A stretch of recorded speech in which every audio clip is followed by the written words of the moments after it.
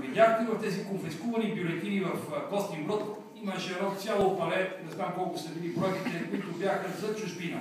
Най-лесно се подменят изборите в чужбина.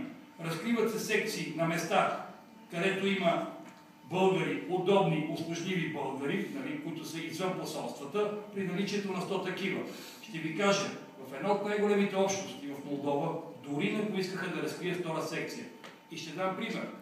Там ние сме печелили изборите с 50%. А в едни други секции, където имаме структури от по 600-700 човека, имаме написано 4 гласа или 7 гласа. Излишно е да коментирам тези резултати. Само ще кажа това. Наличието на нерегламентиран брой бюлетини е достатъчно основание за касиране на изборите.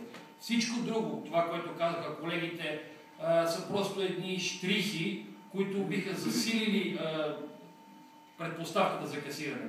И аз искрено се надявам господин Цацаров да си свърши работата, както и президента, защото в европейска държава, бихме могли да кажем, че сме такава, в 21 век това да се случи, Бога ми, това не е вярно. Нещо повече. Дадахме сигнал до ЦИК, от другата България, от освобождение. То беше няколко дена преди да намерят тези бюлетини. С питане, какво налага изборните списъци да бъдат отделно от чувалите. Поискахме от ЦИК да ви обясни какво налага това решение. Забележете, това решение е взето, тази поправка в изборния кодекс, преди тези избори. До момента нямаме отговор. Аз мога да ви отговоря много лесно. Чухте какво каза колегата с протоколите, направете си сами заключения. Какво налага изборните списъци да бъдат отделно от чувала? Поискахме в деня, в който се разбра, че има намерени бюлетини, поискахме обяснение от ЦИК, от президента, от министър-председателя и аз мисля, че всички тези институции в лицето на техните представители бяха длъжни да излезат и да обяснят на българските избиратели какво се случва в България.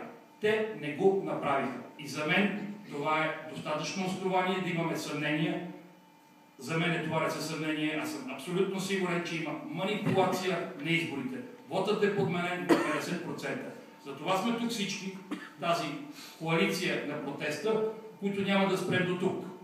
Имаме една декларация подготвена, която господин Франц ще прочете. Всеки, който иска, ще се присъедини към нея. И ние сме подготвили един сигнал, който е до президента на Република България, до Министерски съвет, до Върховния касационен съд, до председателя на Върховния административен съд, до главния прокурор, с копия до Европейската комисия, до ОССЕ, ПАСЕ и омбудсмана. Преди малко си тръгнаха господата от ОССЕ, но ще получат копия от този сигнал, ще го прочетем и него. Сега, понеже времето напредва, ще помоля Ивайло Франц да прочете декларацията, след което да имаме въпроси от журналисти.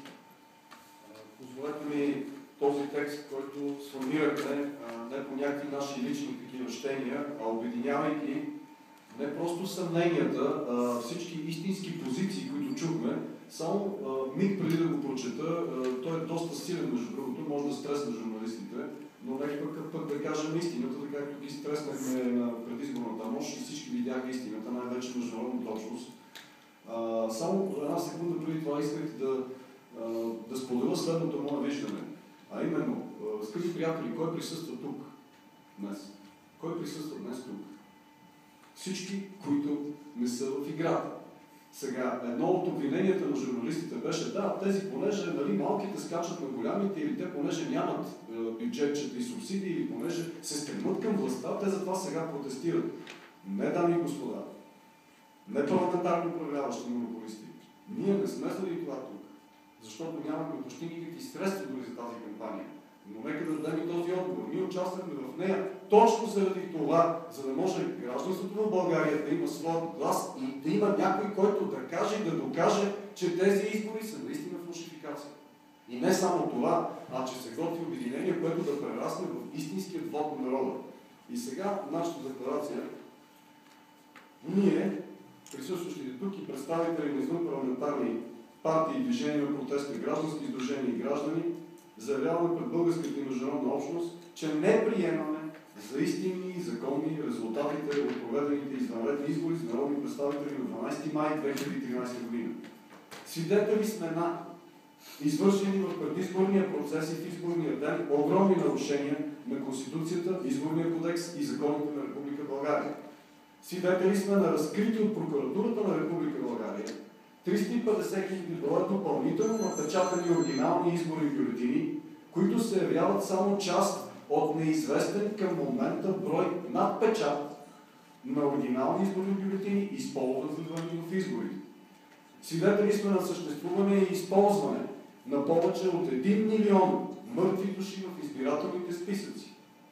Свидетели сме на неразкриване на достатъчен брой секции за гласуване на повече от 1 милион български граждани в чужбина, единствено с изключение на секциите в Турция, последователно на всеки избори, изпълнени до края.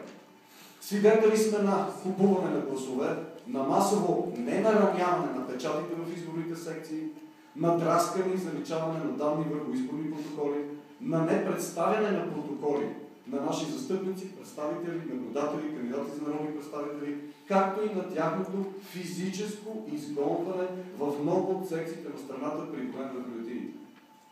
Въз основа на тези обстоятелства считаме, че парламентарно представените партии и техните представители в ЦИК, РИК и СИК, както и техните застъпници, наблюдатели, представители и кандидати за депутати, в взаимно съглашение са подменили истинският вод на гласувалите български граждани, използвайки всякакви незаконни средства, а именно допълване, подмяна, унищожение или нараняване на изборни бюлетини и протоколи в процеса на гласуване, в момента на преброяване, в процеса на пакетиране и в последствие при пренасене и транспортиране на чувалите с бюлетини и протоколи в районните избирателни комисии.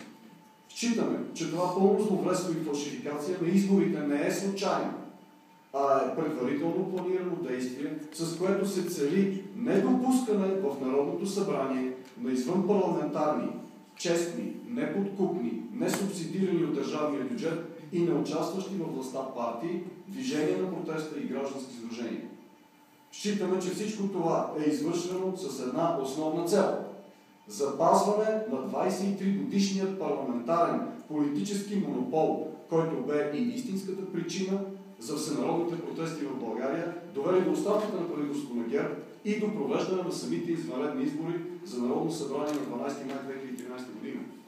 Считаме, че тези действия на парламентарно представените партии, освен че са умишлено планирани, са и взаимно съгласувани преди и по време на предизборния процес и самият изборен ден, както и че са организирани и извършени съзнателно, за което ние приемаме всичко това за един опит за държавен преврат, извършен чрез пълна фалшификация на изборите за Народно събрание на 12 май 2013 година. Ние категорично се противопоставяме на такъв противоконституционен и противозаконен акт, с който призоваваме Прокуратурата на Република България не само да образува предварителни производства за изборните нарушения, но най-вече да поиска от Конституционния съд касиране на изборите.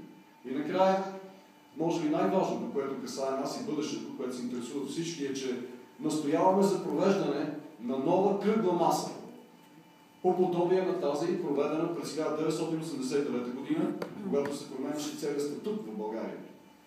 На всички участници в новите политически процеси в България, под егидата на президента, служебния премиер, представителите на Европейския съюз, тъй като България е членка на Европейския съюз и международната общност, за намиране на един нов и справедлив начин за очертаване рамката на нов обществен договор и свикване на Велико народно събрание за прекратяване на 23-годишният парламентарен монополизъм и решаване на тежката политическа криза, в която се намира Република България. Това е нашият апел към всички, не само към тук присъстващите съратници в тази борба, която споделихме нейните теглови през тези 2 или 3 месеца, но и към цялото българско гражданство.